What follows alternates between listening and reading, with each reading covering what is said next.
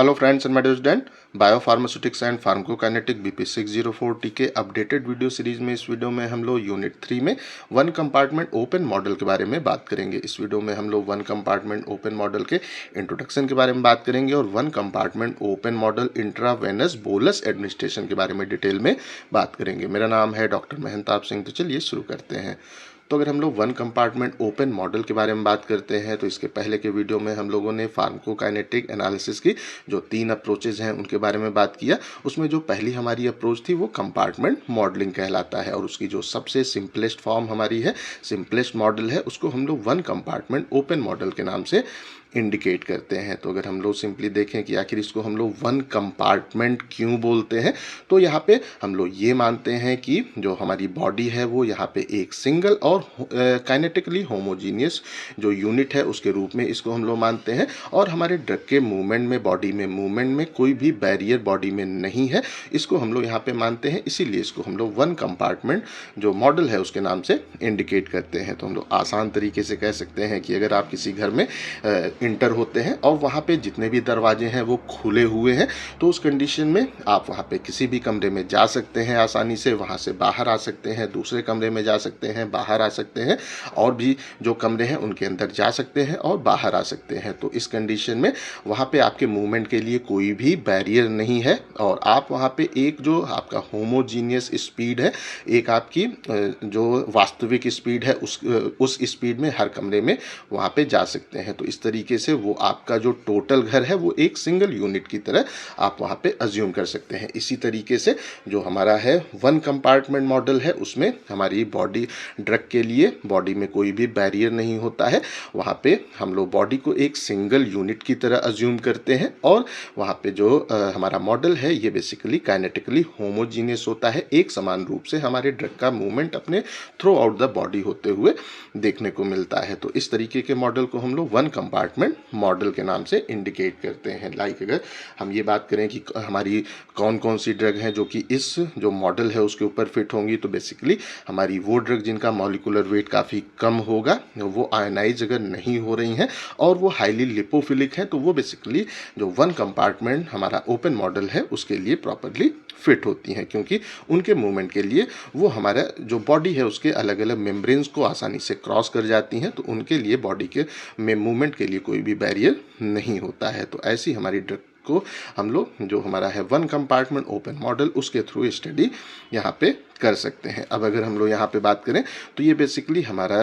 जो है ये जो मॉडल है वो वन कंपार्टमेंट है। तो इसमें इस प्लेस पे क्या होगा कि जो प्लाज्मा में हमारे ड्रग की कंसंट्रेशन है या जो हमारा है बॉडी जो फ्लूइड है उसमें जो हमारी ड्रग है वो हमें वहाँ पे उसका जो फाइनल डिस्ट्रीब्यूशन इक्विलिब्रियम है वो हमें वहाँ पे इंस्टेंटेनियसली अटेन होते हुए देखने को प्राप्त होगा। जैसे ही हम अपनी ड्रग को पेशेंट के अंदर इंट्रोड्यूस करेंगे तो ड्रग के लिए बॉडी में जब कोई बैरियर नहीं है तो वो हमें फ्रीली ओवरऑल बॉडी डिस्ट्रीब्यूट होते हुए देखने को मिलेगी, और जब वो ओवरऑल जो बॉडी है उसमें फ्रीली डिस्ट्रीब्यूट होगी तो जो हमारा फाइनल डिस्ट्रीब्यूशन इक्विलिब्रियम है वो हमें अटेन होते हुए वहाँ पे जल्दी से प्राप्त होते हुए हमें देखने को प्राप्त होगा, और ये बेसिकली ऑल टाइम हमें मेंटेन भी देखने को प्राप्त होगा। तो हम लोग आसान तरीके से कह सकते हैं कि जो हमारा वन कंपार्टमेंट जो मॉडल है उसमें प्लाज्मा में और बॉडी के जो फ्लूइड हैं उसमें हमारा ड्रग का फाइनल डिस्ट्रीब्यूशन इक्विलिब्रियम हमें जल्दी से अटेन होते हुए और मेंटेन रहते हुए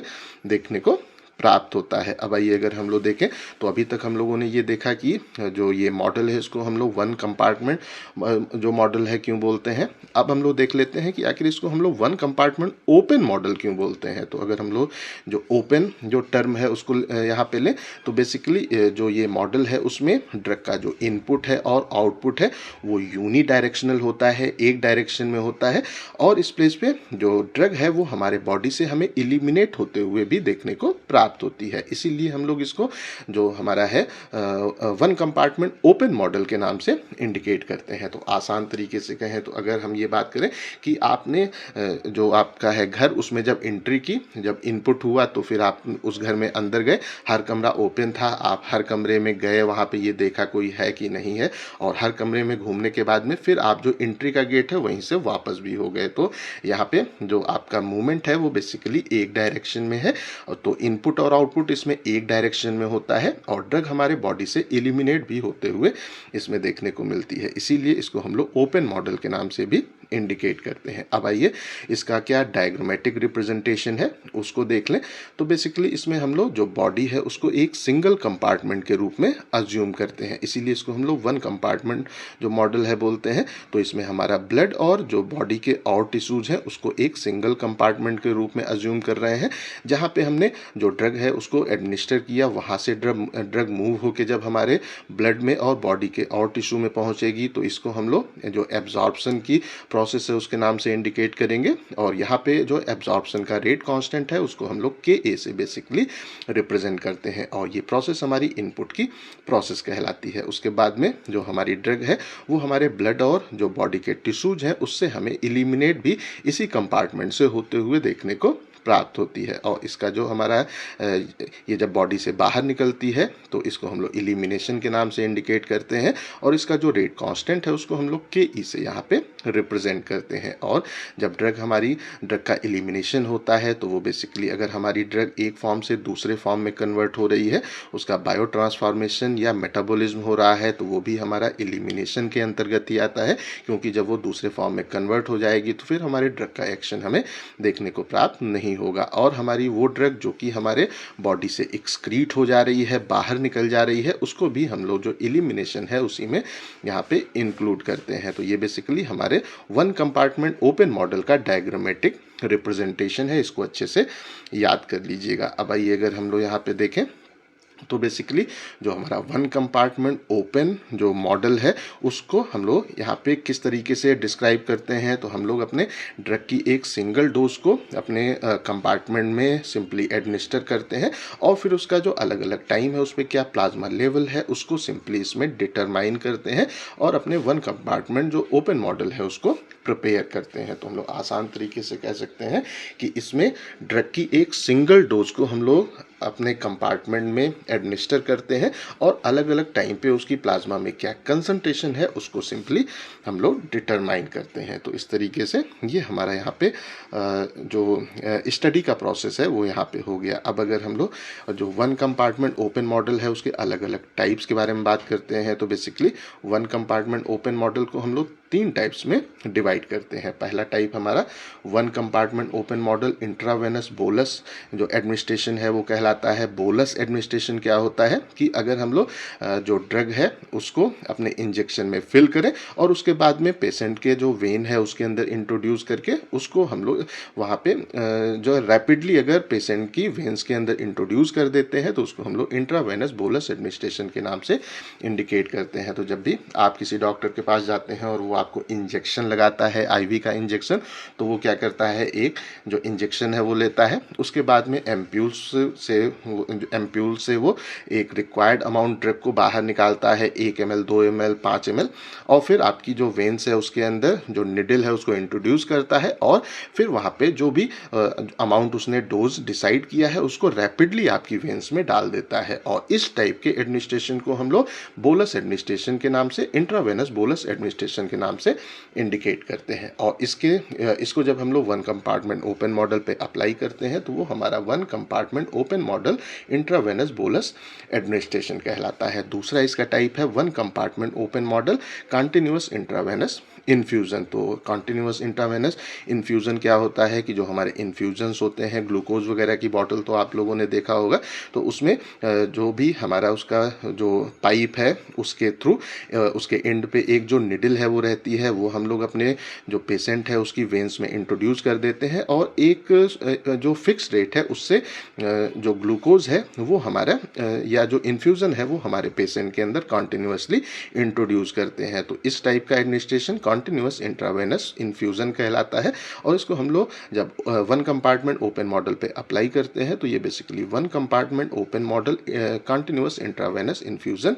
यहाँ पे कहलाता है। और जो थर्ड है हमारा वो है one compartment open model extra vascular administration. तो अगर हम लोग अपनी जो ब्लड की वेसल्स हैं उनको छोड़ करके कहीं और अपने ड्रग को एडमिनिस्टर करते हैं, हम लोग उसको ओरली देते हैं, जो रेक्टल रूट है उससे देते हैं, लंग्स के थ्रू देते हैं, या जो हमारा नज़ल रूट है उससे देते हैं, तो वो सब हमारा एक्स्ट्रा वेस्कुलर जो रूट है वो कहलाता है। और इसके थ्रू जो ड्रग का एडमिनिस्ट्रेशन है वो एक्स्ट्रा वेस्कुलर एडमिनिस्ट्रेशन कहलाता है। और इसको अगर हम लोग वन कंपार्टमेंट मॉडल पे अप्लाई करते हैं तो इसको हम लोग one compartment open model extra vascular administration के नाम से इंडिकेट करते हैं। और ये बेसिकली दो टाइप के अगेन होते हैं, एक हमारा जीरो ऑर्डर एब्जॉर्प्शन कहलाता है और दूसरा फर्स्ट ऑर्डर एब्जॉर्प्शन यहाँ पे कहलाता है। अगर हमारे जो डोज है उसका प्रभाव रेट ऑफ एब्जॉर्प्शन पे नहीं पड़ता है, हमारी ड्रग एक कांस्टेंट रेट से ही एब्जॉर्ब होती है, चाहे हम डोज को बढ़ा दें तो उसके बाद में भी, तो वो हमारा जो है वो जीरो ऑर्डर एब्जॉर्प्शन कहलाता है। और जो दूसरा है वो फर्स्ट ऑर्डर एब्जॉर्प्शन है। अगर हमारे ड्रग की डोज का एब्जॉर्प्शन पे प्रभाव पड़ता है, डोज को जैसे जैसे बढ़ाते जाते हैं रेट ऑफ एब्जॉर्प्शन बढ़ता जाता है, तो उसको हम लोग फर्स्ट ऑर्डर एब्जॉर्प्शन के नाम से इंडिकेट करते हैं। और इसको भी हम लोग वन कंपार्टमेंट ओपन जो मॉडल है उसके थ्रू यहाँ पे इससे फार्माकोकाइनेटिक पैरामीटर्स को डिटरमाइन कर सकते हैं। तो इस वीडियो में हम लोग डिटेल में one compartment open model intravenous bolus administration के बारे में बात करेंगे। तो इंट्रावेनस बोलस एडमिनिस्ट्रेशन क्या होता है, एक बार इसको फिर से समझ लेते हैं। तो अगर कोई भी हम सिरिंज लेते हैं और उसके अंदर कोई एम्प्यूल लेते हैं, एम्प्यूल को तोड़ते हैं और रिक्वायर्ड जो क्वांटिटी हमारे इंजेक्शन की है वो अपने सिरिंज के अंदर फिल करते हैं, और जो उसकी निडल है पेशेंट की वेंस के अंदर इंट्रोड्यूस हम लोग करके जितना भी डोज है उसको हम लोग रैपिडली इंट्रोड्यूस कर देते हैं, तो उसको हम लोग इंट्रावेनस बोलस एडमिनिस्ट्रेशन के नाम से सिंपली इंडिकेट करते हैं। तो जब भी आप किसी डॉक्टर के पास जाते हैं वो आपको इंजेक्शन लगाता है, तो वो बेसिकली अगर वो आईवी के थ्रू इंजेक्शन को लगा रहा है तो उसी को हम लोग इंट्रावेनस बोलस एडमिनिस्ट्रेशन के नाम से इंडिकेट करते हैं। तो अगर हम लोग यहाँ पे सिंपली देखें कि जब हमारी जो ड्रग है वो जो कि हमारे बॉडी में रैपिडली डिस्ट्रीब्यूट हो सकती है, उसकी ये कैरेक्टरिस्टिक है कि वो हमारे जो बॉडी है उसमें उसका डिस्ट्रीब्यूशन काफ़ी तेज़ी से होता है, और उसको अगर हम लोग जो हमारे हैं यहाँ पे रैपिड इंट्रावेनस इंजेक्शन के फॉर्म में पेशेंट के अंदर अप्लाई करते हैं, बोलस या उसको स्लग भी कहा जाता है, तो उस कंडीशन में क्या है कि हमारी जो ड्रग है वो 1 से 3 मिनट में हमारे कंप्लीट जो सर्कुलेशन है उसमें हमें इंट्रोड्यूस होते हुए देखने को प्राप्त होती है। मतलब जैसे ही हम लोगों ने पेशेंट के अंदर आईवी रूट से इंजेक्शन को लगाया तो क्या होगा कि ड्रग अगर हमारी काफ़ी तेज़ी से डिस्ट्रीब्यूट होने की कैरेक्टरिस्टिक उसके अंदर है, तो वो हमें 1 से 2 मिनट में कंप्लीट जो सर्कुलेशन है उसमें आते हुए हमें देखने को प्राप्त होती है। और इस कंडीशन में हम लोग जो हमारा रेट ऑफ जो एब्जॉर्प्शन है वो बेसिकली कैलकुलेशन में नेग्लेक्टेड हो जाता है, क्योंकि अब हमारा जो एब्जॉर्प्शन है उसकी रिक्वायरमेंट नहीं है। एब्जॉर्प्शन क्या होता है, साइट ऑफ एडमिनिस्ट्रेशन से सिस्टमिक सर्कुलेशन ब्लड में ड्रग के मूवमेंट को एब्जॉर्प्शन बोलते हैं। तो हमारा साइट ऑफ एडमिनिस्ट्रेशन है वही सीधे ब्लड ही है, तो फिर वहाँ पे एब्जॉर्प्शन हमारा सिंपली कैलकुलेशन में निगलेक्टेड हो जाएगा। तो अब हमारा इसका जो डायग्रामेटिक रिप्रेजेंटेशन है वो किस तरीके से होगा, जो हमारा एब्जॉर्प्शन की प्रोसेस है वो यहाँ पे सिंपली एलिमिनेट हो जाएगी। हमारा ब्लड और बॉडी के जो और टिश्यू हैं उसमें हमारी ड्रग हमें पूरी की पूरी और फौरन आते हुए देखने को प्राप्त होगी, और फिर यहाँ पे जो हमारा ब्लड है उससे हमारी बॉडी है उससे ड्रग का जो एलिमिनेशन हो रहा है उसको हम लोग उसके रेट कांस्टेंट को यहाँ पे के से रिप्रेजेंट करते हैं। तो इसका अब जो डायग्रामेटिक रिप्रेजेंटेशन है वो इस तरीके से हो जाएगा। तो अब आइए हम लोग इसको इक्वेशन के ऊपर अप्लाई करते हैं। तो अगर हम लोग जो रेट ऑफ हमारे ड्रग का एब्जॉर्प्शन होता है या ड्रग का जो रेट ऑफ हमारा पेनेट्रेशन है उसको एक्सप्रेस करने की जो हमारी इक्वेशन है उसको हम लोग बोलते हैं dx upon dt is equal to rate in minus rate out. Rate in हमारा अवेलेबिलिटी कहलाता है या एब्जॉर्प्शन कहलाता है, और रेट आउट हमारा यहाँ पे एलिमिनेशन कहलाता है। तो बेसिकली हम लोग यहाँ पे क्या इस प्लेस पे dx क्या है, बॉडी में ड्रग की कंसंट्रेशन है वो x कहलाती है, और उसमें जो बदलाव होता है उसको हम लोग dx से यहाँ पे इंडिकेट करते हैं, और जो टाइम है उसमें जो चेंज आता है उसको हम लोग dt से यहाँ पे इंडिकेट करते हैं। तो अगर हम लोग किसी भी चीज़ के रेट के बारे में बात करते हैं, रफ्तार के बारे में बात करते हैं, तो उसको बेसिकली हम लोग टाइम के अगेंस्ट कैलकुलेट करते हैं। अब जब टाइम के रेफरेंस में हम लोग क्वांटिटी को बताते हैं तो उसी को हम लोग रेट के नाम से इंडिकेट करते हैं। तो इक्वेशन क्या हो गई, dx upon dt is equal to rate in minus rate out. और यहाँ पे हमारा जो आईवी एडमिनिस्ट्रेशन है इस कंडीशन में हमारा रेट ऑफ एब्जॉर्प्शन या रेट इन हमारी प्रोसेस से एलिमिनेट हो जाता है, ये यहाँ पे सिंपली जो है नेग्लिजिबल होता है। तो उस उस कंडीशन में हम लोग जो इक्वेशन है वो हमारी क्या रह जाएगी, dx upon dt is equal to minus rate out हमारी यहाँ पे इक्वेशन रह जाएगी, क्योंकि रेट इन हमारा यहाँ पे 0 हो जाएगा। तो इस तरीके से हमारी इक्वेशन अब क्या हो गई, dx upon dt is equal to minus rate out. और अगर हम लोग यहाँ पे ये मानते हैं कि जो हमारा रेट आउट है या रेट ऑफ एलिमिनेशन है, अगर वो फर्स्ट ऑर्डर काइनेटिक को फॉलो कर रहा है प्लाज्मा में, ड्रग की कंसंट्रेशन जितनी ज़्यादा होगी उतना ही तेज़ी से हमें ड्रग का एलिमिनेशन देखने को मिलेगा। प्लाज्मा में ड्रग की कंसंट्रेशन जितनी कम होगी वह उतना ही हमारा एलिमिनेशन कम होगा, या सिंपली कहें कंसंट्रेशन का प्रभाव हमारा जो एलिमिनेशन है अगर उसके ऊपर पड़ रहा है तो उसको हम लोग फर्स्ट ऑर्डर काइनेटिक के नाम से सिंपली इंडिकेट करते हैं। और इस कंडीशन में हमारी इक्वेशन क्या हो जाएगी, रेट आउट के प्लेस पे हम लोग जो के ई एक्स है उसको यहाँ पे लिख सकते हैं। तो ये हमारा क्या हो जाएगा, माइनस के ई एक्स, और एक्स यहाँ पे बॉडी में ड्रग की कंसंट्रेशन है और जो के ई है ये बेसिकली हमारा first order elimination rate constant यहाँ पे कहलाता है। तो इसको अच्छे से याद कर लीजिएगा। इक्वेशन अब क्या हो गई, D X upon D T equal to minus K E X, और माइनस क्या इंडिकेट कर रहा है, बेसिकली हमारी ड्रग बॉडी से एलिमिनेट हो रही है, धीरे धीरे ड्रग की कंसंट्रेशन कम होती जा रही है, माइनस साइन इसको बेसिकली इंडिकेट करता है। तो के ई यहाँ पे क्या है, अगर फिर से देखें तो ये first order elimination rate constant कहलाता है। और अगर एक्स के बारे में बात करते हैं तो ये क्या है, amount of drug in the body at any time T remaining to be eliminated, हमारा जो हमारे किसी एक टाइम टी पे हमारे ड्रग का वो अमाउंट जो कि बॉडी से अभी एलिमिनेट होना बाकी है वो बेसिकली हमारे यहाँ पे एक्स कहलाता है। और इस पे जो हमारा नेगेटिव साइन है वो इंडिकेट कर रहा है कि ड्रग हमारी बॉडी से हमें एलिमिनेट होते हुए देखने को मिल रही है, बॉडी से बाहर निकलते हुए हमें देखने को प्राप्त हो रही है। तो अब हम लोग यहाँ पे एस्टिमेशन ऑफ फार्माकोकाइनेटिक जो पैरामीटर्स हैं हमारे one compartment open model intravenous bolus administration के थ्रू हम लोग किन किन फार्माकोकाइनेटिक पैरामीटर्स को एस्टिमेट करते हैं और उनके क्या क्या फार्मूले और डेफिनेशन है उनके बारे में बात कर लेते हैं। तो अगर हम लोग सिंपली यहाँ पे देखें तो अगर कोई हमारी ड्रग है और उसको हम लोग वो बेसिकली हमारा जो वन कंपार्टमेंट काइनेटिक है उसके थ्रू हम लोग बॉडी में रैपिडली एडमिनिस्टर करते हैं आईवी इंजेक्शन के थ्रू, अगर ड्रग को अपने बॉडी में एडमिनिस्टर करते हैं तो उस प्लेस पे हमारे जो प्लाज्मा में ड्रग की कंसंट्रेशन जब डिक्लाइन होती है, धीरे धीरे वहाँ पे कम होती है, तो वो बेसिकली हमारे बॉडी से ड्रग का जो एलिमिनेशन है उसके कारण हमें कम होते हुए देखने को मिलती है। तो अगर हम लोग सिंपली बात करते हैं कि अगर हम ये माने कि हमने अपना जो पेशेंट है उसके अंदर 100 mg ड्रग आईवी रूट के थ्रू अगर एडमिनिस्टर किया तो क्या होगा, जो हमारा पेशेंट है उसके जो टोटल ब्लड है या बॉडी है उसमें उसके अंदर ड्रग की कंसंट्रेशन कितनी हो गई, 100 mg ड्रग उसके अंदर अवेलेबल है। तो अब क्या होगा, धीरे धीरे जो ड्रग की कंसंट्रेशन है बॉडी में वहाँ पे कम होगी, और कम किस कारण से होगी, क्योंकि हमारी ड्रग बॉडी से एलिमिनेट भी होते हुए हमें देखने को प्राप्त हो रही है। और इस फेज को जब हमारी ड्रग बॉडी से एलिमिनेट होती है उसको हम लोग एलिमिनेशन फेज के नाम से सिंपली इंडिकेट करते हैं। तो अगर हम लोग आसान तरीके से बात करें,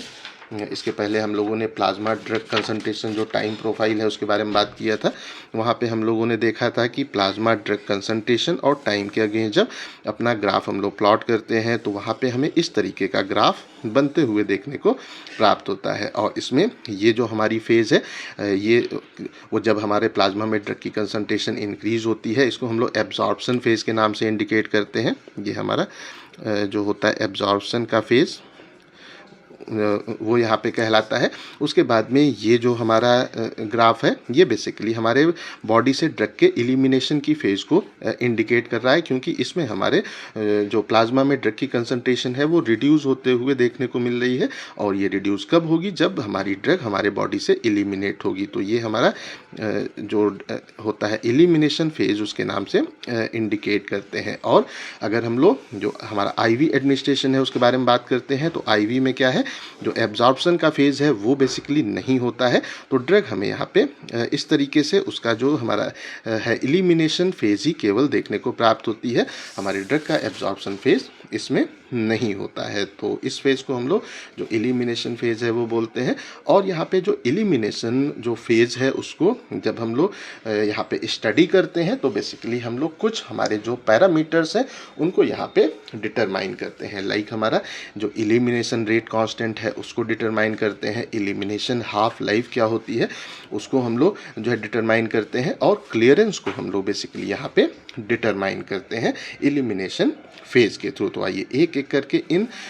तीनों के बारे में हम लोग बात कर लेते हैं। हाँ, तो सबसे पहले हम लोग एलिमिनेशन रेट कांस्टेंट के बारे में बात कर लेते हैं। तो अगर हम लोग एलिमिनेशन रेट कांस्टेंट को देखें तो हमारे बॉडी में जो ड्रग है वो किस रफ्तार से बॉडी से बाहर निकल रही है, एलिमिनेट हो रही है, उसी को हम लोग एलिमिनेशन रेट कांस्टेंट के नाम से सिंपली इंडिकेट करते हैं। तो आइए अगर हम लोग यहाँ पे देखें तो जो हमारे ड्रग का जो रेट ऑफ ड्रग हमारा पेनेट्रेशन है बॉडी में, उसकी इक्वेशन क्या हमारी थी, dx/dt is equal to minus KE/x। इसको हम लोगों ने इसके पहले ये जो हमारी इक्वेशन है dx/dt is equal to minus KE/x हमारी यहाँ पे इक्वेशन है। तो इस इक्वेशन को इसका जब हम लोग इंटीग्रेशन करते हैं तो इंटीग्रेशन हम यहाँ पे जब भी करते हैं तो जो इंटीग्रेशन IN का साइन है वो आ जाता है। तो जो जितने भी हमारे जो डिफ्रेंसिएशन वाले हैं वो यहाँ पे इंटीग्रेशन में इंक्लूड होते हैं। तो जो dx हमारा है वो यहाँ पे इंटीग्रेशन x में सिंपली कन्वर्ट हो जाएगा। जो हमारा इस प्लेस पे है यहाँ पे dt है वो बेसिकली यहाँ पे जो t है इसके फॉर्म में यहाँ पे आ जाएगा। और जो हमारी इक्वेशन ओवरऑल क्या हो जाएगी, तो इंटीग्रेशन एक हमारी थोड़ी लंबी प्रोसेस होती है, तो यहाँ पे ये बेहतर रहेगा कि आप ये इक्वेशन को थोड़ा सा याद कर लीजिए। तो हमारी पहली इक्वेशन क्या है, जो हमारा रेट ऑफ ड्रग है पेनेट्रेशन वो dx/dt equal to minus KE/x है। ये इक्वेशन नंबर 1 हो गई। उसके बाद में जब इस इक्वेशन 1 को इंटीग्रेट करते हैं तो इक्वेशन क्या आती है, integration of x is equal to integration of x0 minus KE t यहाँ पे हमारी इक्वेशन आ जाती है। तो अब अगर हम लोग यहाँ पे देखें तो यहाँ पे जो x0 है जो कि इसके पहले अभी तक नहीं था, अभी अभी आ गया इक्वेशन में, ये बेसिकली क्या है, amount of drug at time 0। तो जब हम लोग अपनी ड्रग को इंजेक्ट करते हैं तो उसका इनिशियल अमाउंट कितना था, कितना अमाउंट ड्रग को हमने इंट्रोड्यूस किया। लाइक एग्जांपल लें, अगर हमने 100 mg जो ड्रग है उसको पेशेंट को इंट्रोड्यूस किया तो वहाँ पे हमारा जो टाइम 0 है वहाँ पे ड्रग का अमाउंट कितना होगा, 100 mg होगा। तो x0 हमारा यहाँ पे जो 100 है वो हो जाएगा। तो इनिशियल टाइम पे हम लोग x0 जब होता है तब कितना अमाउंट ड्रग को बॉडी में इंट्रोड्यूस कर रहे हैं वो बेसिकली हमारा यहाँ पे x0 को रिप्रेजेंट करता है। तो ये इक्वेशन याद कर लीजिएगा, integration IN x is equal to integration x0 minus KE t। अब अगर हम लोग इस इक्वेशन को नंबर 2 जो इक्वेशन है इसको एक्सपोनेंशियल फॉर्म में कन्वर्ट करते हैं, e की फॉर्म में कन्वर्ट करते हैं, तो इस इक्वेशन को भी थोड़ा सा याद कर लीजिएगा। अब क्या है, इंटीग्रेशन का साइन हट जाएगा, जो हमारा यहाँ पे इंटीग्रेशन है वो हट गया, यहाँ पे x इंटीग्रेशन x की जगह x हो गया, इक्वल टू यहाँ से इंटीग्रेशन का साइन हट गया, ये हमारा जो x0 था वो x0 हो गया। अब जो एक्सपोनेंशियल है e है वो आ जाएगा, e आ जाएगा, और ये बेसिकली इसके पीछे का जो पोर्शन है माइनस KET ये इसकी पावर के रूप में हो जाएगा। तो इक्वेशन क्या हो गई, x is equal to x0 e की पावर माइनस KET, यहाँ पे ये इक्वेशन नंबर 3 है। और अगर हम लोग यहाँ पे देखें तो बेसिकली अगर हम लोग जो 1 कंपार्टमेंट काइनेटिक है उसको देखते हैं तो वहाँ पे ये इक्वेशन इस चीज़ को शो कर रही है कि जो इसमें हमारे ड्रग का डिस्पोजिशन होता है वो बेसिकली यहाँ पे मोनो एक्सपोनेंशियल होता है। केवल हमें एक ही एक्सपोनेंट यहाँ पे देखने को मिलता है, एक ही ई की वैल्यू हमें देखने को मिलती है। तो इसीलिए इसको हम लोग बोलते हैं मोनो एक्सपोनेंशियल इक्वेशन के नाम से इंडिकेट करते हैं। तो इक्वेशन एक बार फिर से याद कर लीजिए, x is equal to x0 e की पावर माइनस KET। x यहाँ पे ये x है, x0 यहाँ पे ये है, और जो एक्सपोनेंशियल है e आया, और जितना भी ये हमारा पोर्शन था KET माइनस का ये इसकी पावर के रूप में सिंपली आ गया। अब जो हमारी जो इक्वेशन थी, इक्वेशन नंबर 3 जो कि एक्सपोनेंशियल इक्वेशन है, उसको बेसिकली हम लोग कॉमन लॉग की इक्वेशन में चेंज कर देते हैं, जिसका जो बेस है वो log 10 होता है। तो इस कंडीशन में इक्वेशन क्या हो जाएगी, log x is equal to log x0 minus KET upon 2.303। तो ये याद रखिएगा कि जब भी एक्सपोनेंशियल e को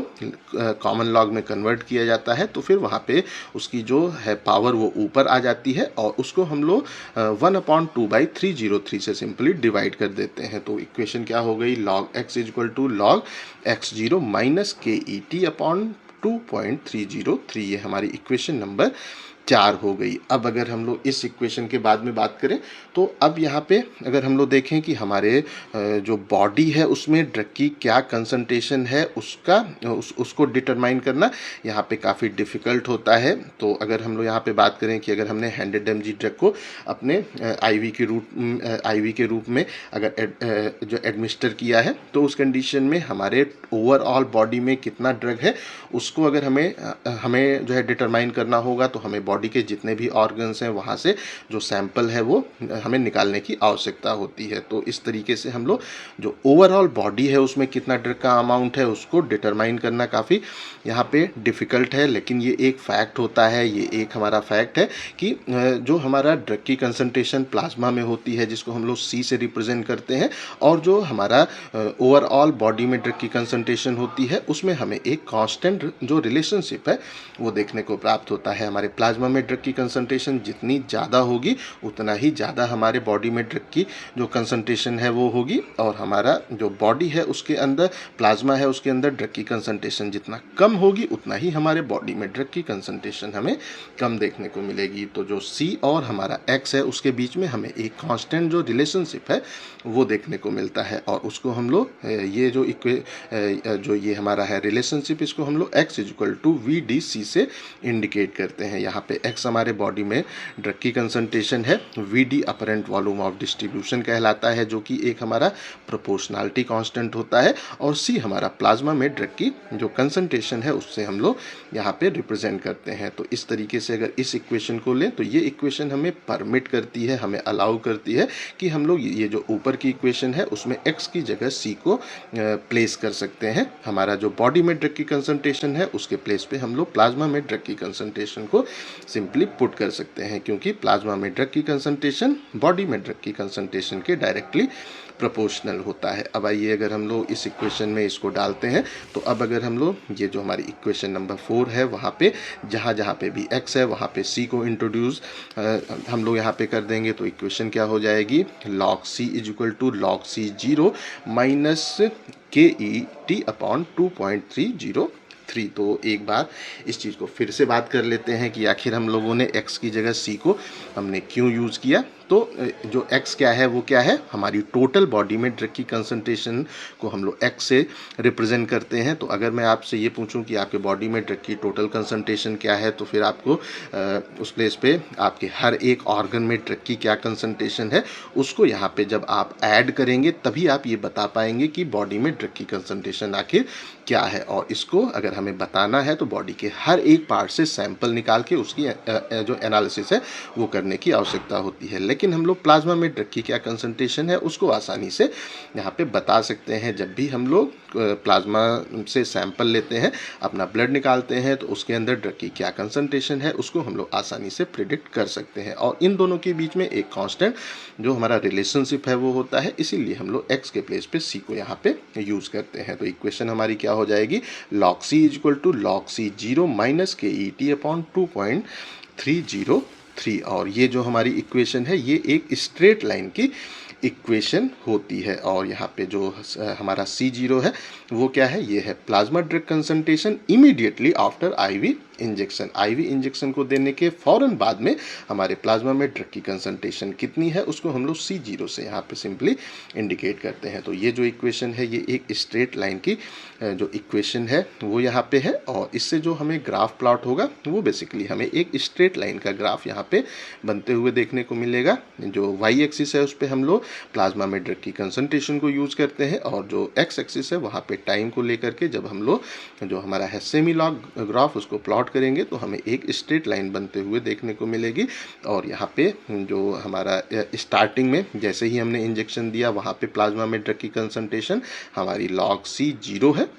और उसके बाद में हमारा ये जो हमारे अलग अलग प्लेस पे प्लाज्मा की कंसंट्रेशन है वो हम लोग यहाँ पे सिंपली जब डिटरमाइन करते हैं और इस जो हमारी इक्वेशन है उसमें वैल्यू को पुट करेंगे तो हमें यहाँ पे एक स्ट्रेट लाइन का ग्राफ बनते हुए देखने को मिलेगा, और इसको हम लोग जो सेमी लॉग प्लॉट है उसके नाम से सिंपली इंडिकेट करते हैं। और अगर हम लोग बात करें तो ये जो हमारी इक्वेशन है इसको यूज़ करके हम लोग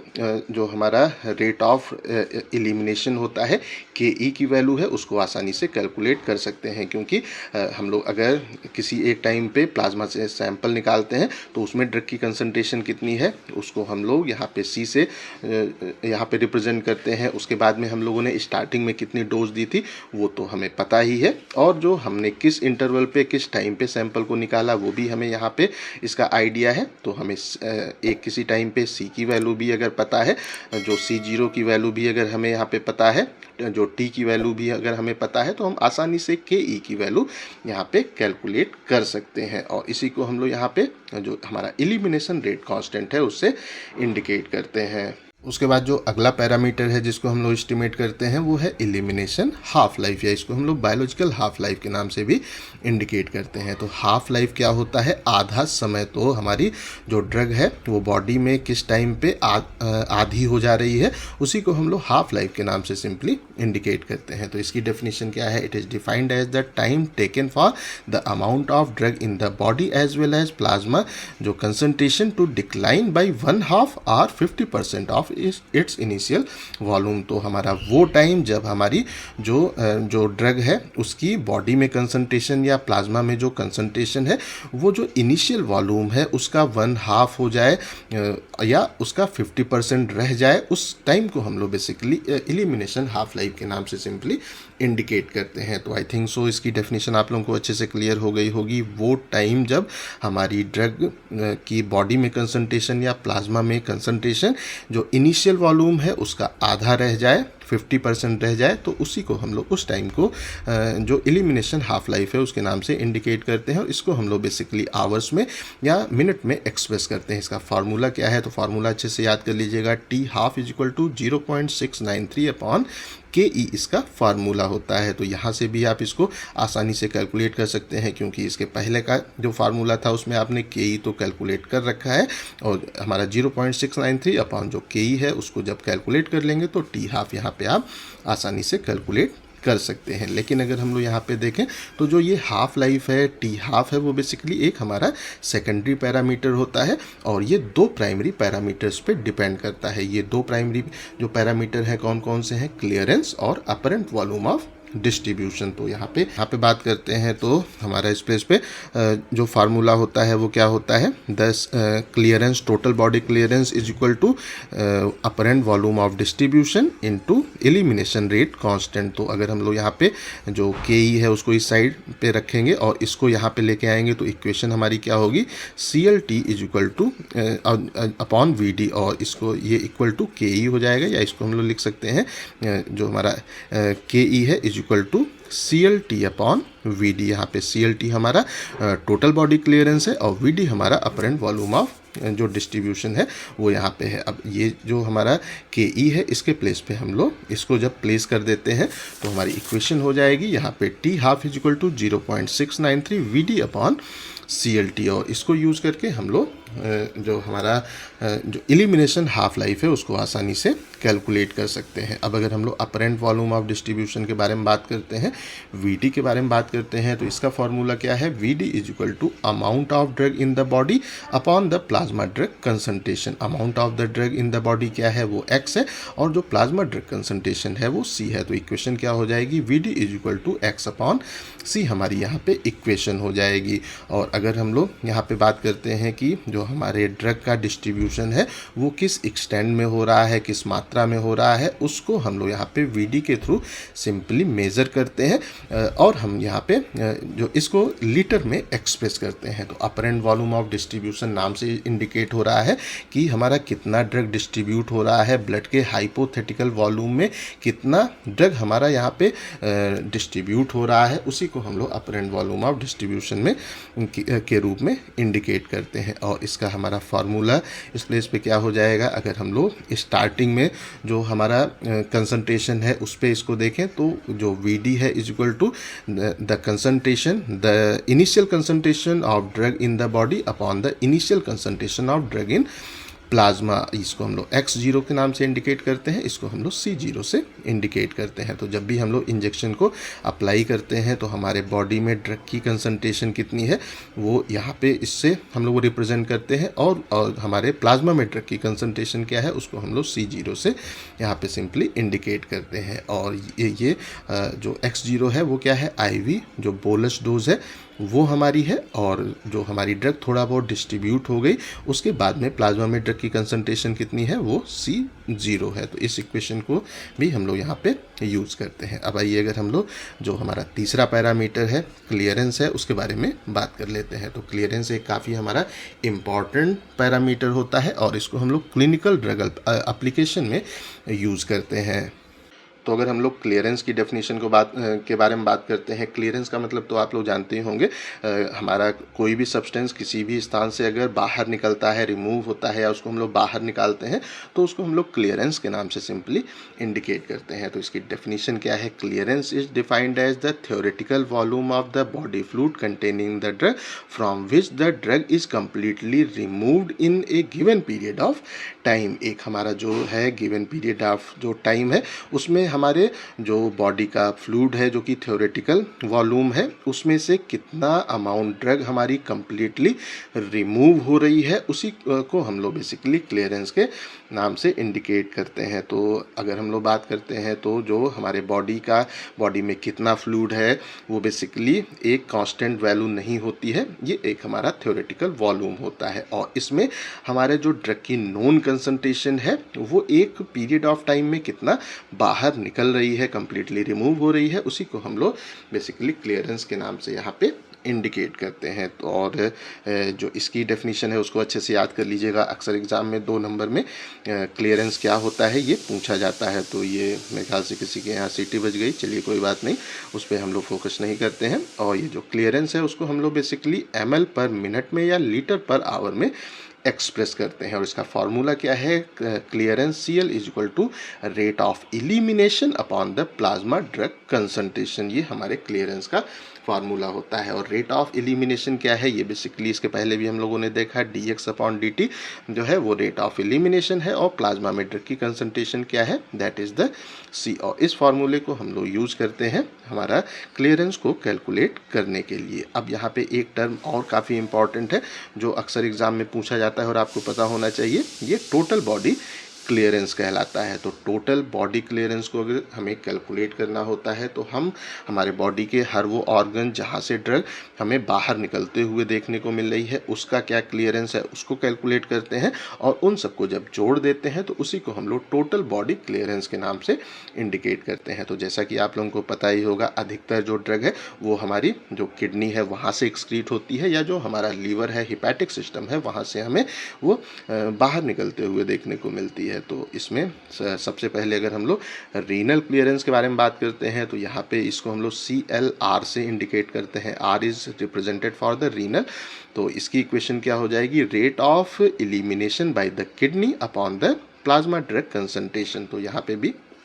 जो इक्वेशन है वो हमारी इस प्लेस पे क्या है, रेट ऑफ जो हमारा एलिमिनेशन है वो ऊपर है, प्लाज्मा ड्रग कंसंट्रेशन हमारा यहाँ पे इस प्लेस पे है। तो अगर हम लोग जो हमारा है जो रीनल सिस्टम है उससे क्लियरेंस को देखते हैं तो वहाँ पे किडनी के द्वारा कितनी जो किडनी है उसके द्वारा ड्रग किस रेट से एलिमिनेट हो रही है, और प्लाज्मा में ड्रग की कंसंट्रेशन क्या है, इसके बीच का रेशियो CLR कहलाता है। हिपैटिक क्लियरेंस के बारे में अगर बात करते हैं तो ये क्या है, rate of elimination by the liver upon the plasma drug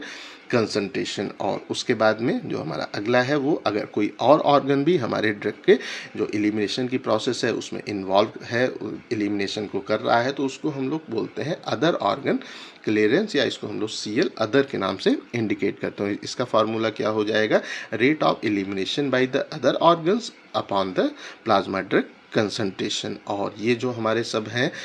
जो हमारा रीनल क्लियरेंस है, हेपेटिक क्लियरेंस है और अदर ऑर्गन क्लियरेंस है, इनको जब हम लोग जोड़ देते हैं तो उसी को हम लोग यहाँ पे टोटल बॉडी क्लियरेंस या टोटल सिस्टमिक क्लियरेंस के नाम से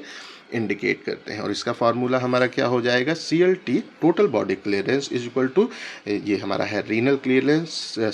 CLR plus hepatic clearance CLH plus total जो हमारा other organ clearance CL other. तो इन सबको जब जोड़ दिया जाएगा तो वो हमारा टोटल बॉडी क्लियरेंस कैलकुलेट हो जाएगा, या इसको हम लोग टोटल सिस्टमिक क्लियरेंस के नाम से भी इंडिकेट करते हैं। तो आई थिंक सो